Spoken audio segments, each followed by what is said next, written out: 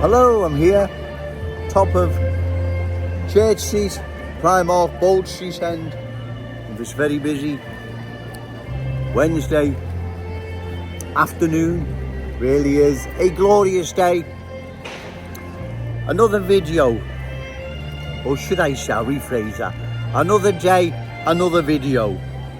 And those I rightfully criticise will once again remain silent. They have nothing to say, ladies and gentlemen. They're just going to leave the good people of Liverpool to the mercy of cultural change and everything that comes with it. We know what comes with it. Everything that comes with it. Cultural change is incompatible with our Scouse culture. End of. Right? That's a fact. Right? It is incompatible with our Scouse culture. Chinese and black communities that settled here well over 100 years. They fitted in then, they fit in now. There wasn't, there isn't a problem. But what's happening now is completely different. Too many are coming in now with different ways, beliefs, values, incompatible with our Scouse ways. And they have no intentions whatsoever of embracing the Scouse family, right? They have no intentions whatsoever, ladies and gentlemen. Whereas the small black Chinese communities didn't settle in Liverpool with the intention of imposing a different culture upon their Scouse hosts. That's the difference, massive difference. Like I said, Chinese black communities, they're anomalies. They will never happen again, right? The black and Chinese communities here in Liverpool, they are part of our Scouse cultural tapestry. The culture coming in now isn't, never has been, and never will be. Sorry, that's the awful truth, I'm afraid. We've watched what's happened to other major towns and cities across the country where this culture has sunk its roots so deep. Those communities now are different places. They dance to the tune. And culture, new arrivals are brought with them, right? Don't blame me for that. That's just how it is. I am here because cultural change, long term, 5 or 10 years, poses a threat to our unique Scouse character, traditions and cultural identity. It also poses a threat to our local economy. Scousers being more and more beholden to new arrivals. And like I've said, if anyone really believes new arrivals are in Kensington and Fairfield with their feet up, watching Emberdale or Corrie, saying to one another, we've got to thank these wonderful Scousers for the opportunity and future they've given us here in their glorious city. Telling their children and grandchildren, when you see any Scousers in school, lads and girls, make sure you thank them on our behalf. Come on. You'd have to be extremely naive to believe that. Extremely naive. They don't give a monkeys about us, right? Why would they? Well, exactly. It's not me being horrible or harsh. It's the awful truth, I'm afraid. Do you really believe when London was culturally changed, no more Cockney sparrows flew over London, new arrivals are saying to one another, listen, gone a bit too far, this cultural change. We need to get some Cockney sparrows back in the community and roll out the barrel in the Lambeth Walk. Does anyone really believe that? Of course, they don't give a toss. They don't give a monkeys, right? What has happened, right? Same in Bradford. Same in Bolton, Oldham, Burnley, Halifax, Rotherham, Keighley and many other once unique places whose large parts of their communities have been changed in such a way they will never ever see their former glory again, ever, right? We can't allow this to happen here in our glorious city because it's the end of our city as a Scouse city.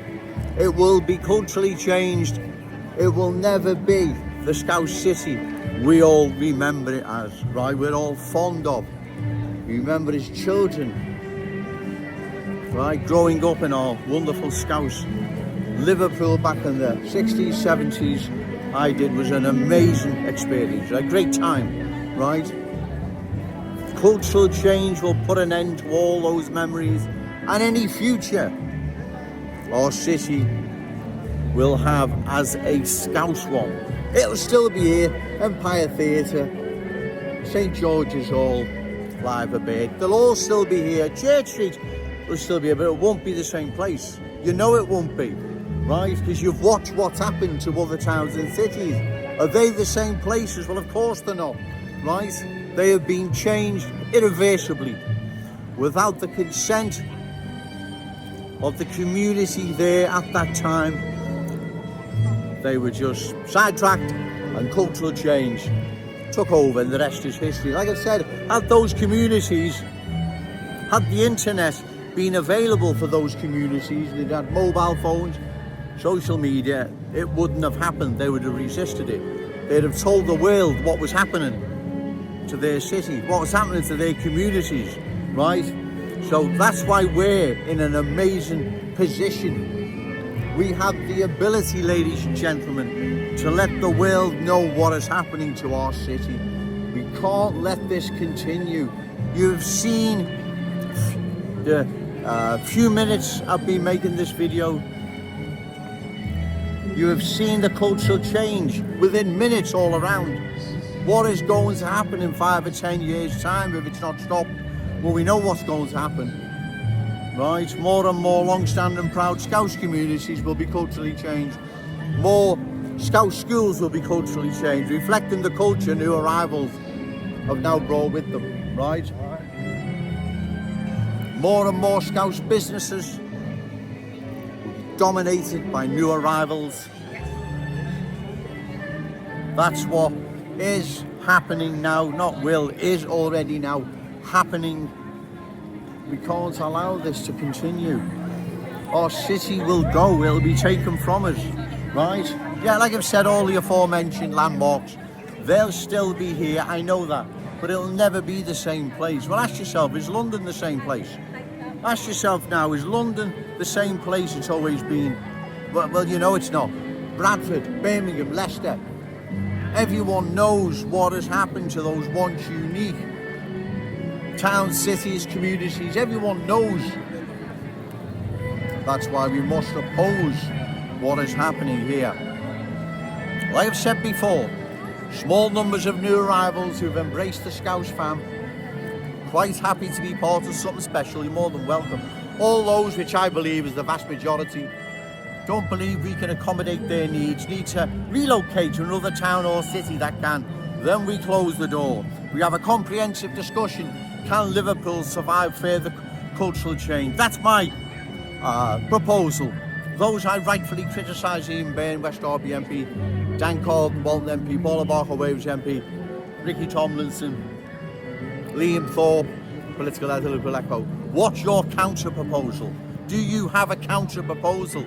Right? Well, the answer is no, you don't. You just remain in silence, which is very telling, very damning, very condescending, patronising even. Well, as I've said, let's hope this reflects in votes at election time. Because you lot need vote now, because if you're not, it's going to be the end of our city as a Scouse city. Right, it's getting rather busy now, ladies and gentlemen. I'll go and get myself a coffee. I may do another video, I don't know. We shall see.